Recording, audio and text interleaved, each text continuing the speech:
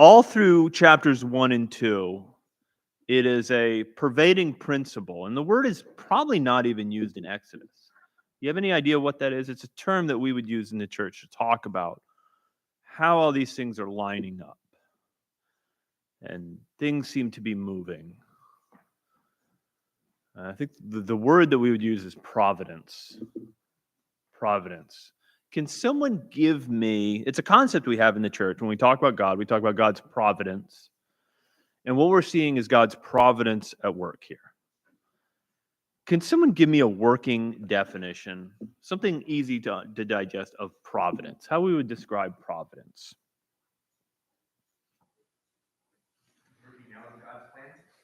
That's perfect. Yes. God's, on the one hand, we have God's purposes, his wills and his ways, and we know from the promises that he made to Abraham, Isaac, to the patriarchs, Abraham, Isaac, and Jacob. We know what his will is and what his plan is. Can someone tell me, rough outline, what God's plan for this people is?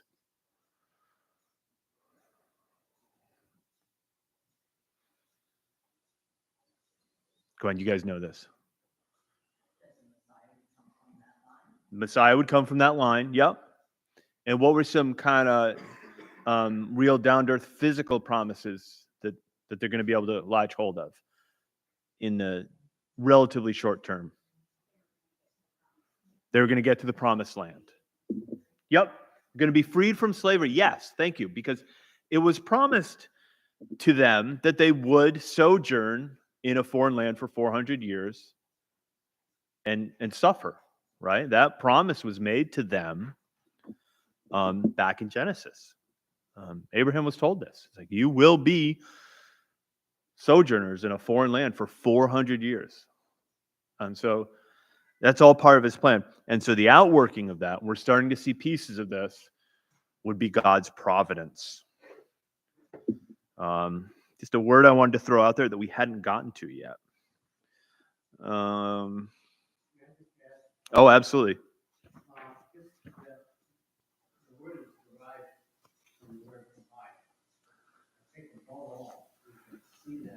Mm.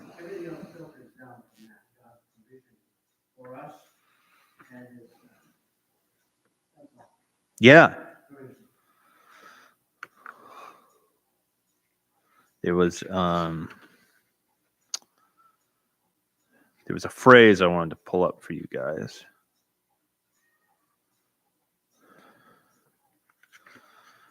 If we're on the one. No.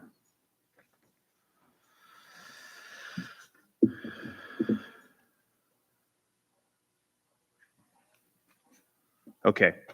So I wanted to pick up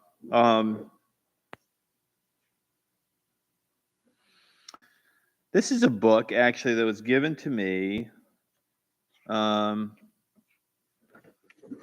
Pastor Crossman. And it's by Edward Dennett. It's called Typical Teachings of Exodus, Being a Simple Exposition. I love the title. It's super technical and scholarly. But I wanted to read this for you. So when we left off, Moses had killed the Egyptian and then fled to Egypt after it was made known to him that his deed was known.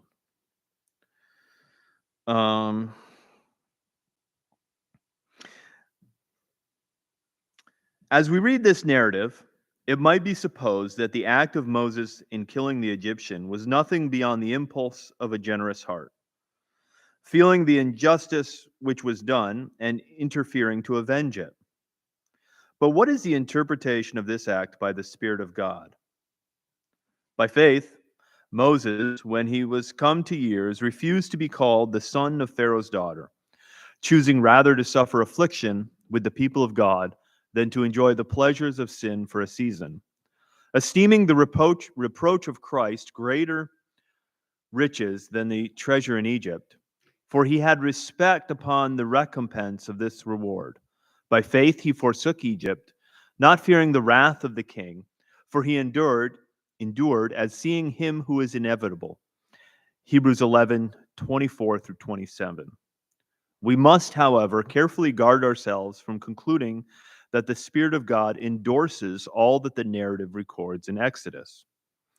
No doubt Moses acted in the energy of the flesh, but though he had not as yet learned his own nothingness and incompetency, he yet desired to act for God. And it is from the epistle to the Hebrews we learn the true character of his actions before God. That there was failure is clear, but it was the failure of a man of faith whose actions were precious in the sight of God, because he was enabled in the exercise of faith to refuse all that might have tempted the natural man, and to identify himself with the interests of God's people. But this passage in his life demands a more particular note. First, then, it was by faith that he refused to be called the son of Pharaoh's daughter. What else, indeed, could have led to the renunciation of such a splendid position? Besides, he might have argued he had been placed in it by a most singular and striking providence. So, did you catch that? Especially that end part, I wanted to sit there for a minute and think about.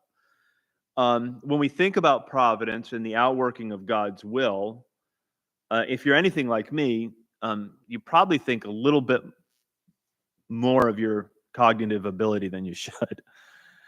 So we look at the one, we say, oh, this is absolutely what God is doing.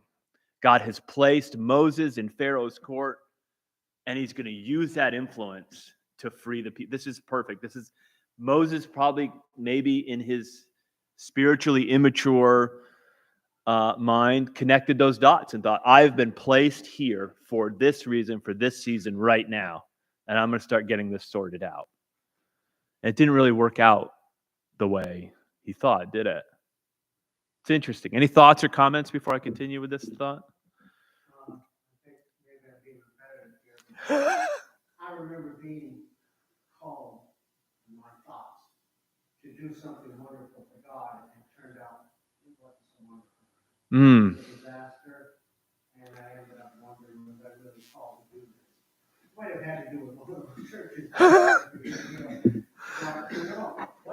how does God work that out is the question I think that many of us ask.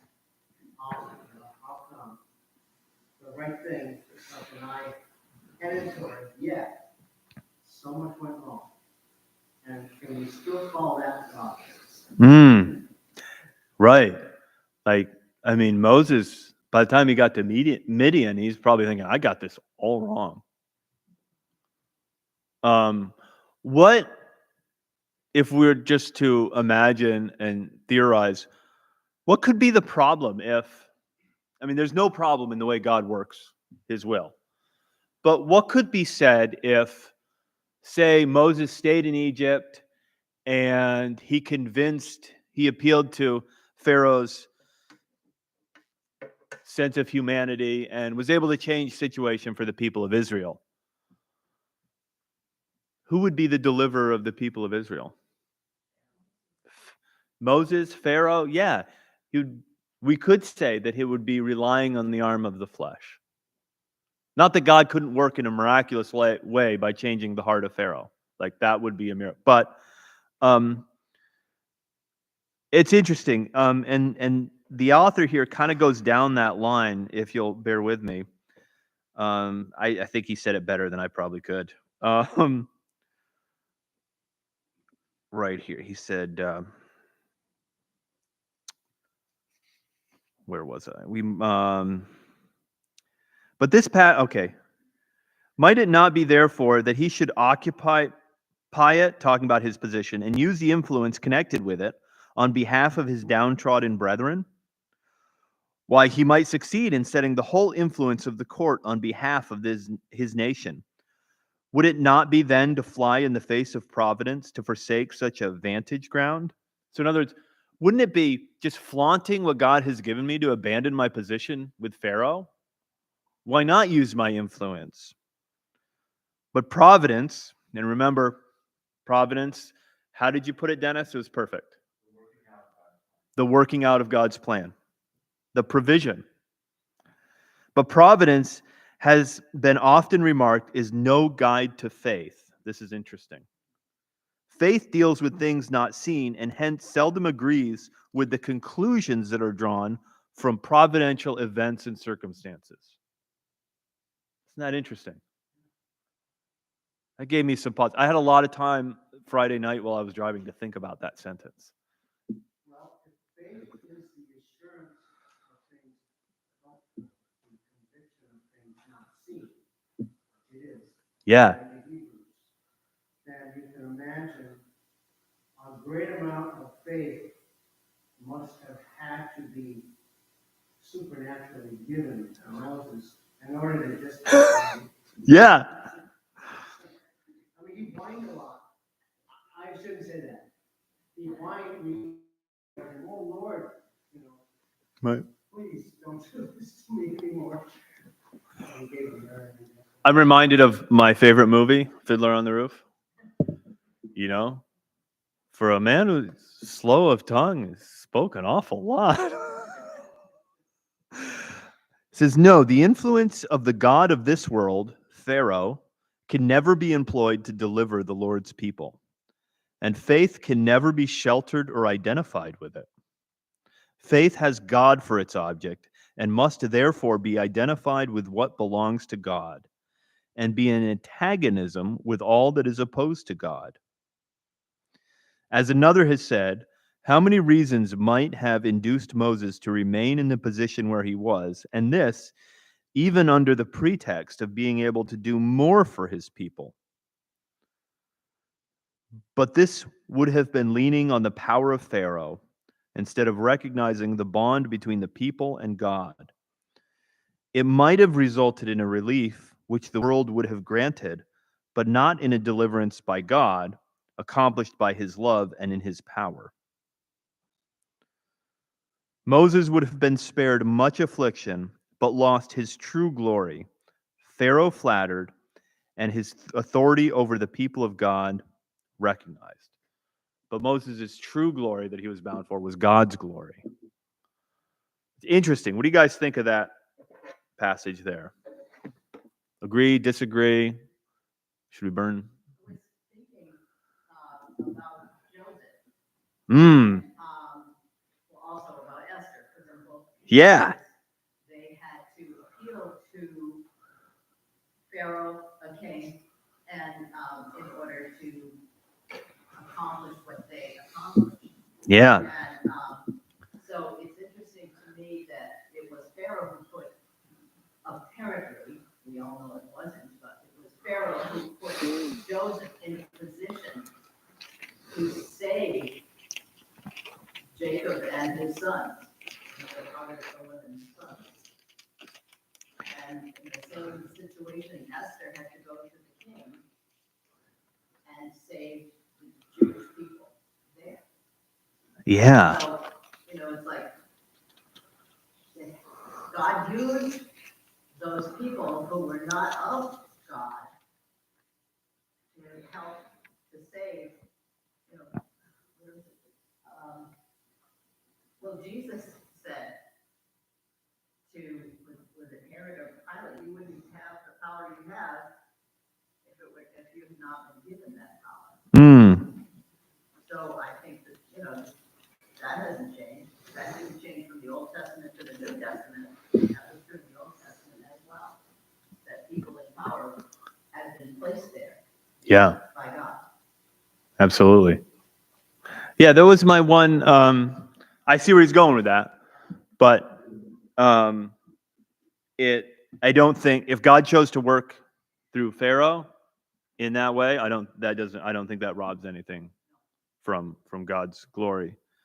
But I liked the it kind of stimulated the gray cells there to think that to think of like relying on Pharaoh is a kind of like relying on the arm of the flesh, and I found that useful. But yeah, I kind of disagreed with that. It's kind of why I threw it out there. See if I get you guys a little bit agitated. But And interesting difference. How did Joseph describe his relationship with Pharaoh? Do you guys remember this? I was trying to find the exact reference. I couldn't find it. God made him a father to Pharaoh. God made him a father to Pharaoh. How is Moses described? What's Moses' adopted relationship to Pharaoh?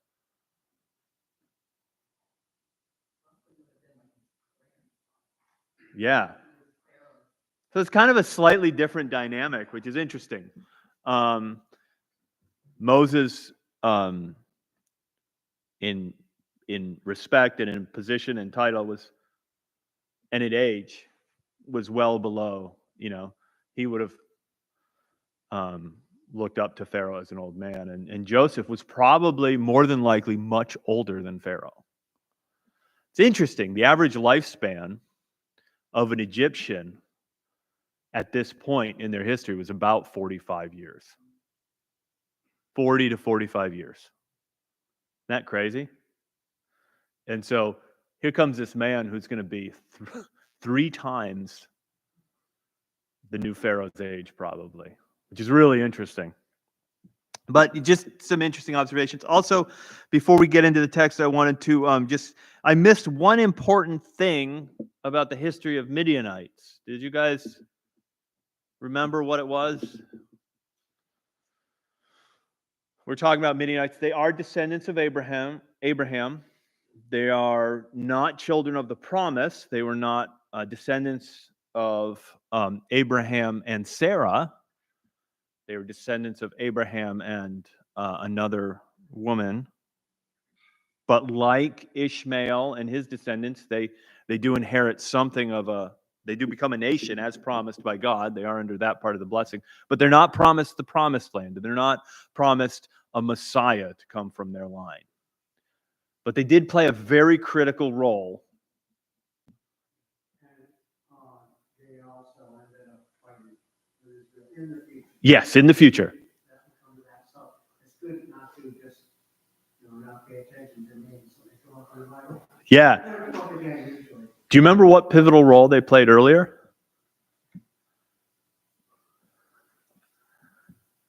They saved Joseph.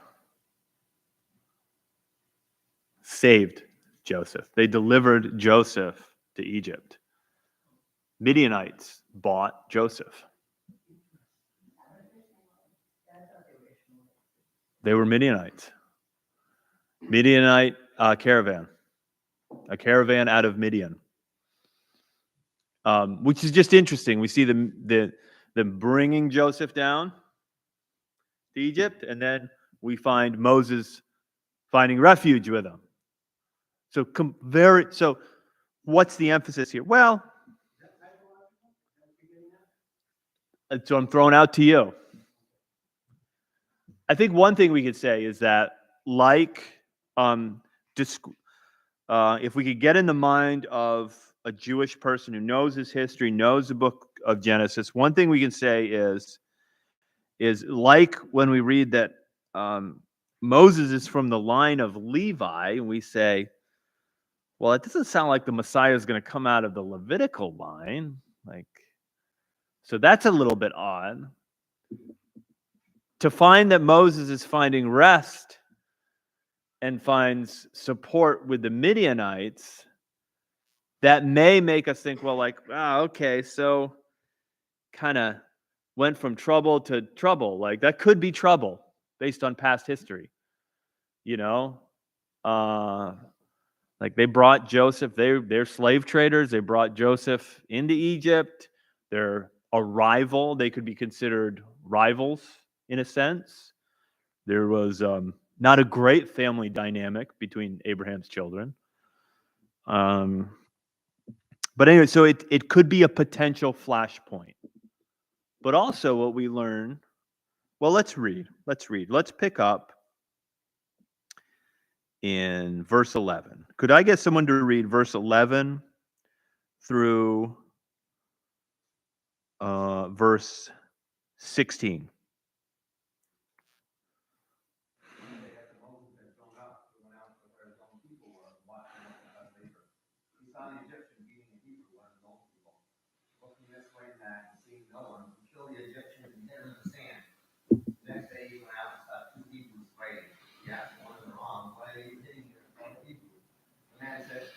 rule or judge over us. Are you thinking he needed to kill the Egyptian?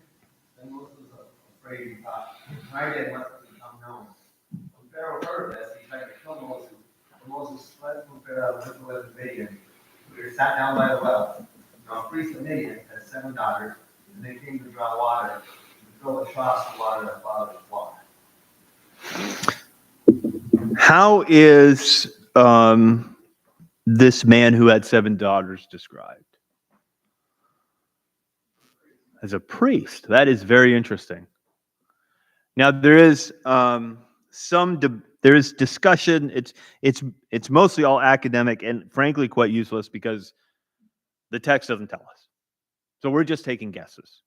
But we do get clues in here that he was a priest. It's pretty conclusive that he was a priest of the one true God. The God of Abraham and Isaac and Jacob. His knowledge of this God is obviously incomplete. But as we read through, and this is the only time that he's called Reuel in the text. And I didn't write it down, but the meaning behind Reuel seems to indicate that he was a follower. It seems like an official title, a priest of the one true God. And as we move through Exodus, he provides some helpful advice to Moses. It seems that he's on board with Moses. He understands, he follows Moses' God. He doesn't know him as well as Moses does. But so just interesting to note that God is, we're getting a narrative of him working through the children of Israel. That doesn't mean he's not working in the lives and hearts of people all over the world. Just a minor point I wanted to make there. And also, his providence is not limited. His plans are not limited to the people of Israel. He's got plans to provide a husband for Jethro. And that is probably an answer to prayer of many years for Jethro. He's like, I got 7 daughters. Because obviously they're not surrounded by great people. The girls can't water the flock, and they're going to need husbands too. Man, if only God could bring just a whole bunch of really eligible guys this way. I mean, I'm just theorizing here, but it's interesting. So sits down at the well. The girls are coming to draw water for their father's flock. The shepherds came and drove them away. Verse 17. But Moses stood up and saved them and watered their flock.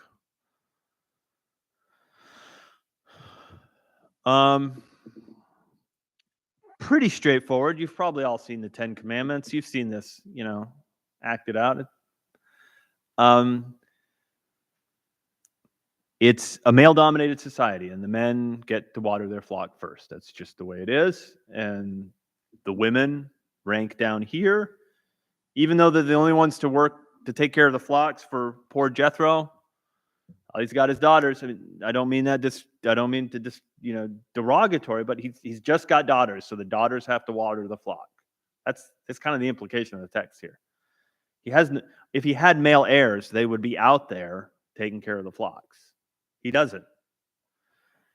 And so the men come in, and apparently this we'll see this is just normal. It probably takes hours and hours and a large part of the day for them to water their flocks. But here's Moses. And God has made him a deliverer. That is how he is built. This is the second time in as many paragraphs that a third time, Moses wants to stand up and save people. He's immature. He needs a lot of work, and it's going to take the next 80 years to beat him into shape, get him ready for the kingdom. But God made him this way. God is using what he made. He just needs to refine it. Yeah. That also, not only is Moses technologically quick, but also, it takes so long for us to get to our heads. And just when we're ready to die, we've got a lot of it figured out. Yeah. Yeah. Kind of what I think.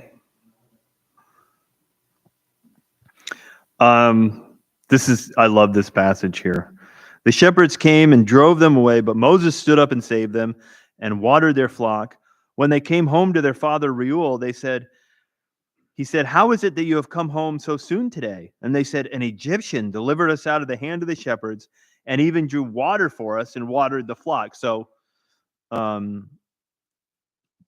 he said to his daughters, "Where is he? Why have you left the man? Call him that he may eat bread." Yeah, they were so thrilled, so excited. They went home and he's like, "You didn't even invite him for supper." I mean, that's awesome. he's- yeah, yeah. And Moses was content to dwell with the man, and he gave Moses his daughter Zipporah. She gave birth to a son, and she called his name Gershon, for he said, "I have been a sojourner in a foreign land." Thoughts, comments, and concerns? The discussion a while ago, the merchants who came along are called those Ishmaelites in verse 25 in chapter 37, and they're called Midianites down a little bit further. Oh, wow. So it's both. So they're called The- both. So it's kind of a mix of descendants of Ishmael and Midian. Oh, that's wild.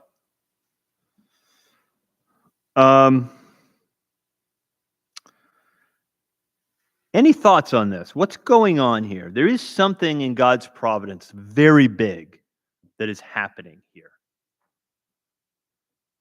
in that little paragraph.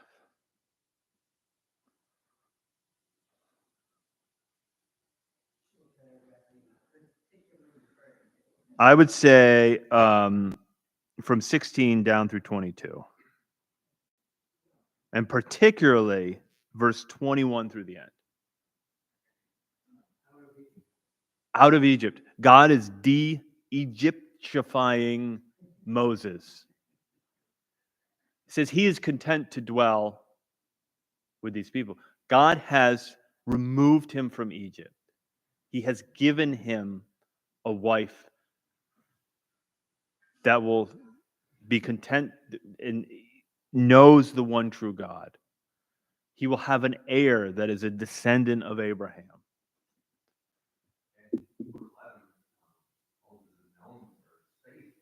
Yeah. Yeah.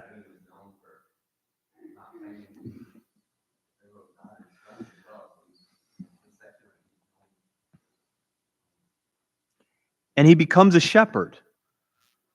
God is teaching him to be a shepherd. To be that is what that is what elders are called to be shepherds. This is what he will shepherd these people for 40 years in the wilderness, just as he shepherded Jethro's flocks for 40 years in the wilderness. This is training ground.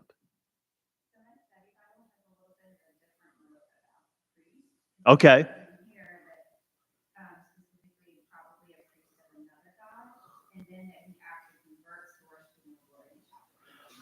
I have heard that. Yep. No, it is. Yeah, I have heard that assertion. I don't necessarily buy it. And verse 18, what chapter was it?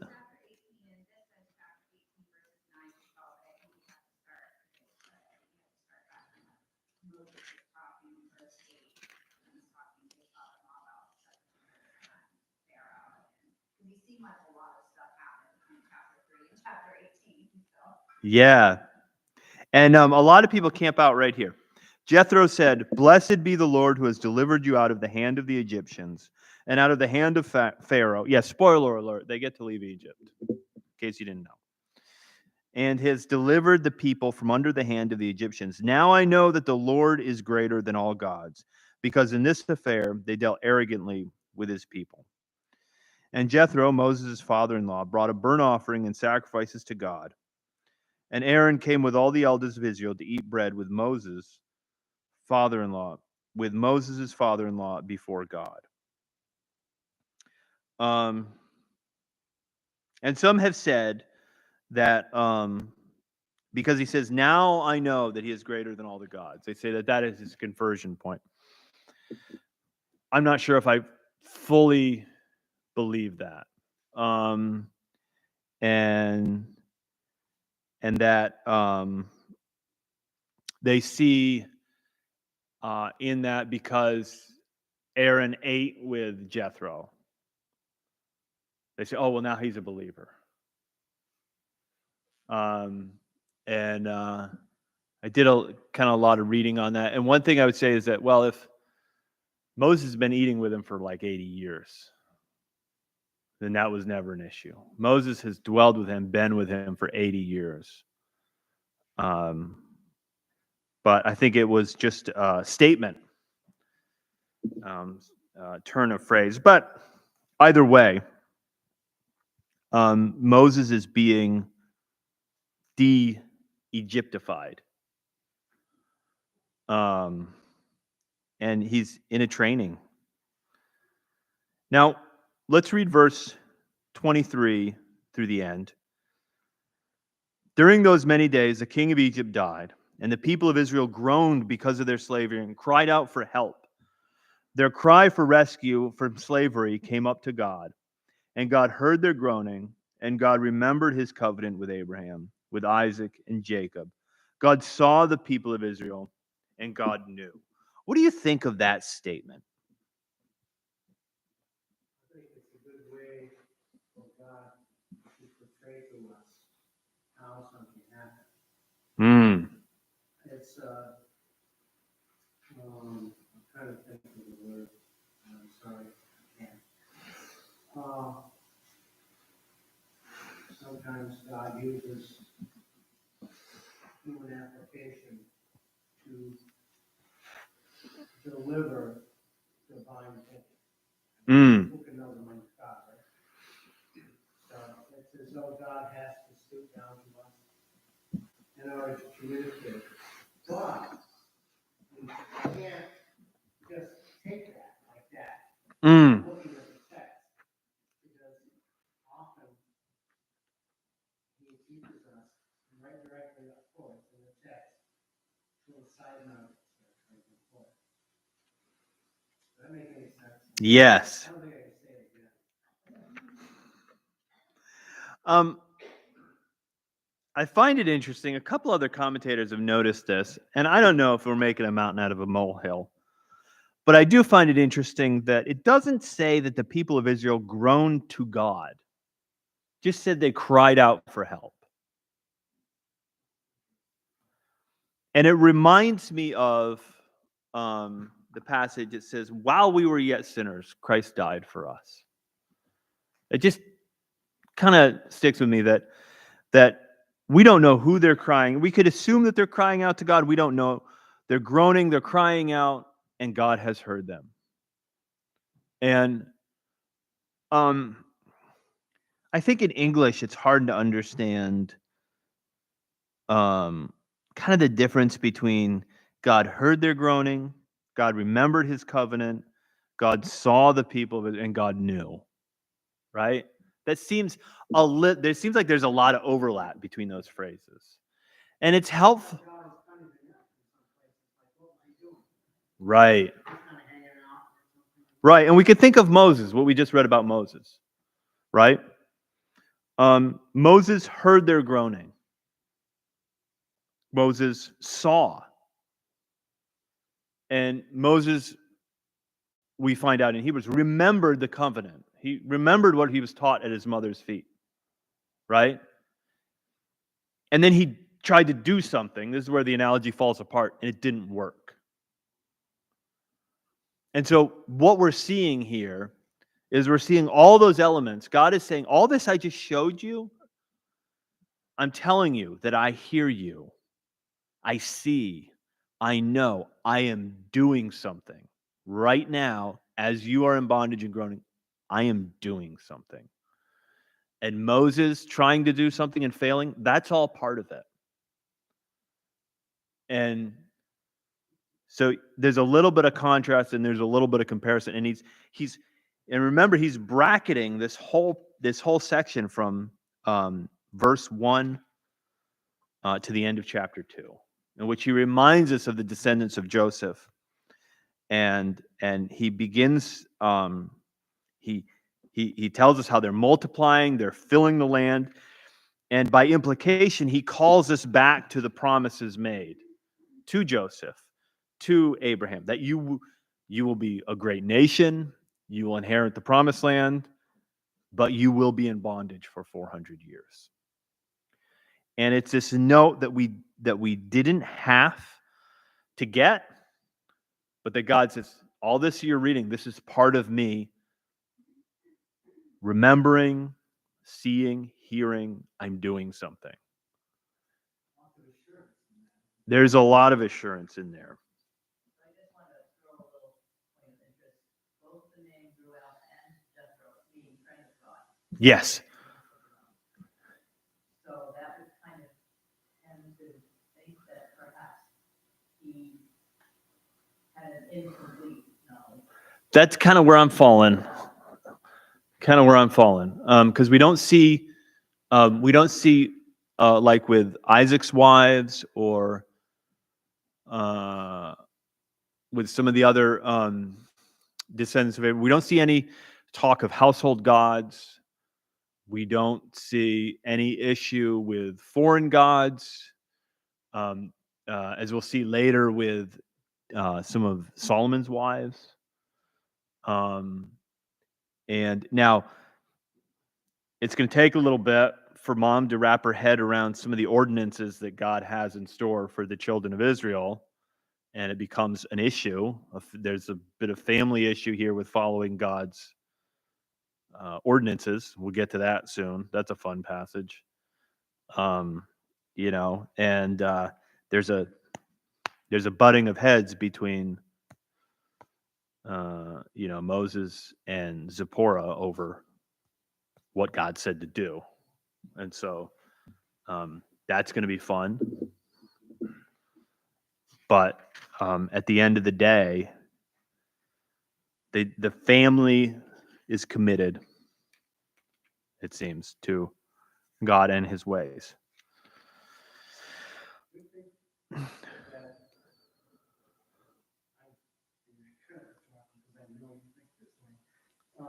That God sends these trials and then gives these people the faith to move through them.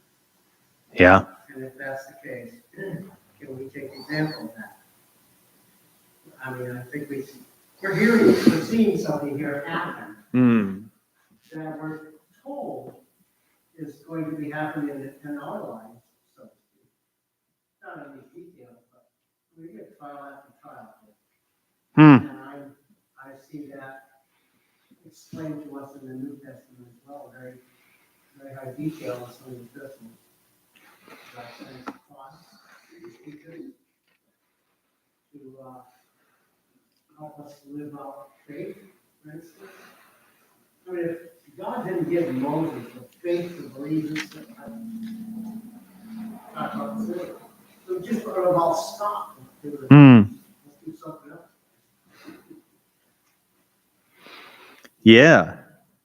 I think those verses 24 and 25, where you have like all these action words that God is doing, it's like very pivotal moment because, like, of course, He's been in control the whole time. Like, we all know that, and we can see that as we look at it. But now He's about to like really do something. Like He's going to start talking. Yeah. Make Himself known and be like, "I'm here. This is literally what you're supposed to go do," and make it very clear, you know. Yeah.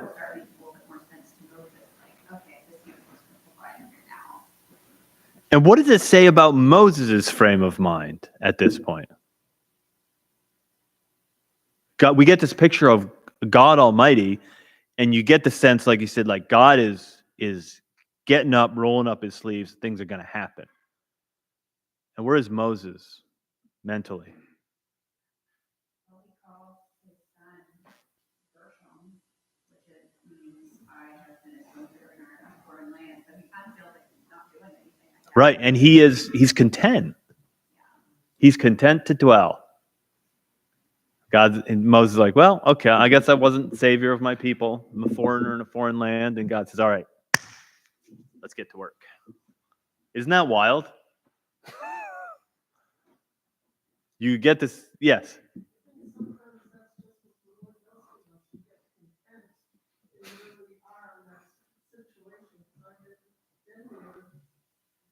Several times, just being content, you tend to become complacent, and you think everything's going to go along real well, and the Lord does send something along to stir us and move us along. And I was thinking about what Vicky said about being in a bad situation and thinking that it was terrible, but I still think that, at least in my own life, those bad situations, the Lord uses to teach me how to trust Him and how to walk by faith.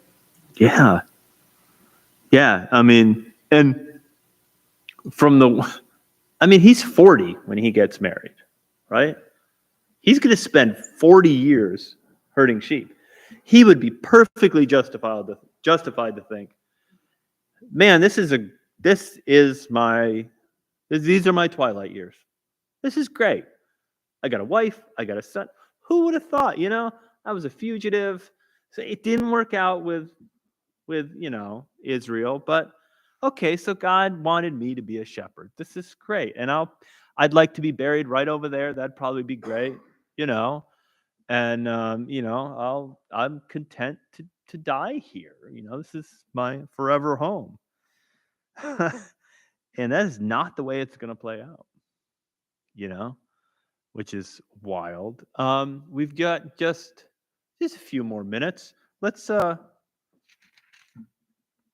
jump ahead into chapter 3. Okay. Moses is content, and God has heard his people. Could someone read chapter 3, verse 1 through 6?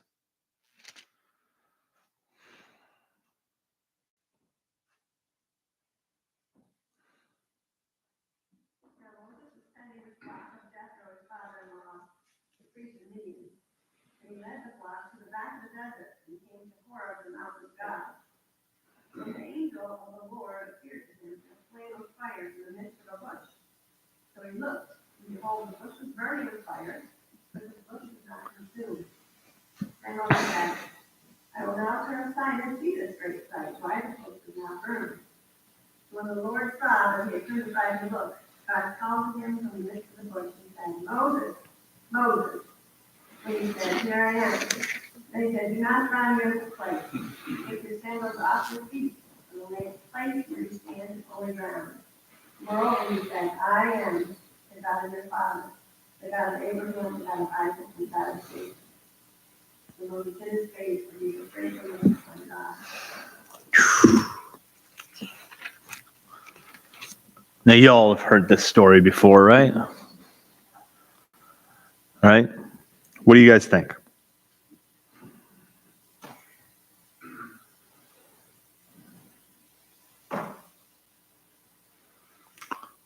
Why did God choose to come down on Mount Horeb, the mountain of God? I mean, that was convenient, right?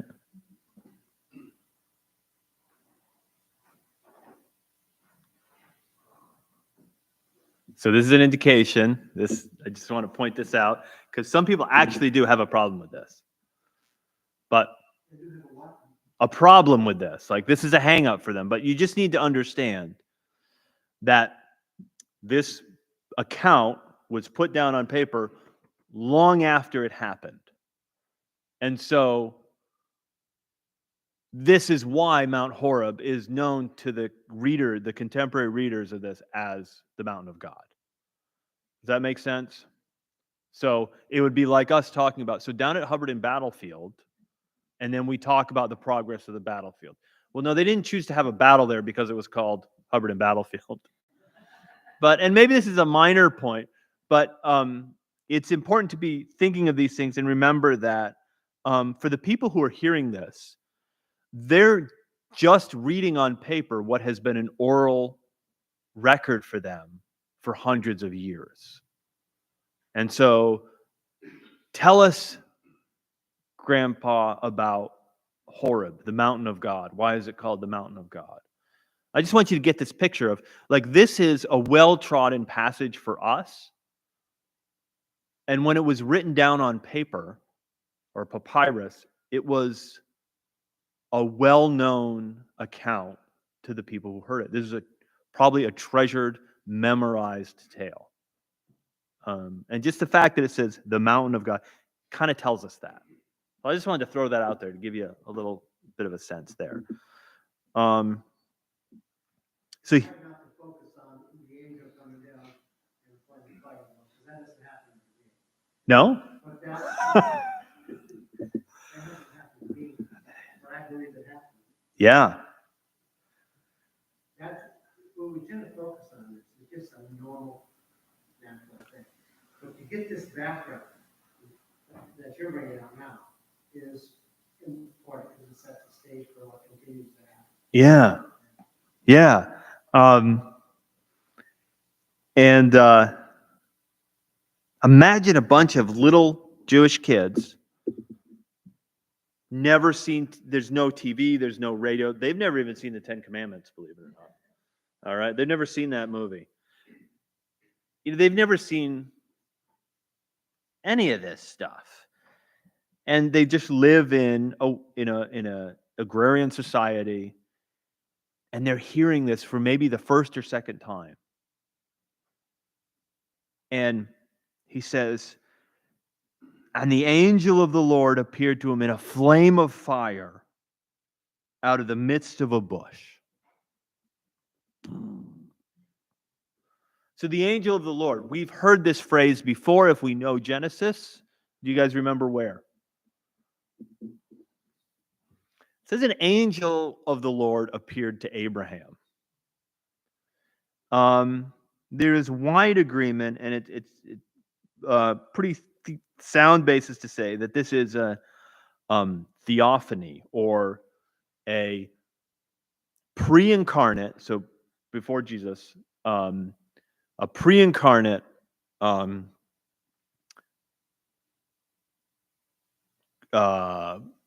form of God on earth, in a form that we can look at without being immediately incinerated. We're not seeing God in his full glory. Man, we're running out of time. But okay, I'm going to give you some homework. You guys are terrible at homework, but you're going to surprise me this week. You do. I want you to think of two or three things about this burning bush that may be that it may be communicating to us about God and his nature. This flaming bush. So think about that this week. Open up your word, try to find some references in scripture, try to find something to maybe back up one or 2 points. You say, well, this really displays this about God, or this really is a visual representation of this aspect of God. Got it? Pretty simple homework, but you can do it. You all are smarter than the average bear. Bears are smart, but you guys are smarter. So, thank you, guys. Did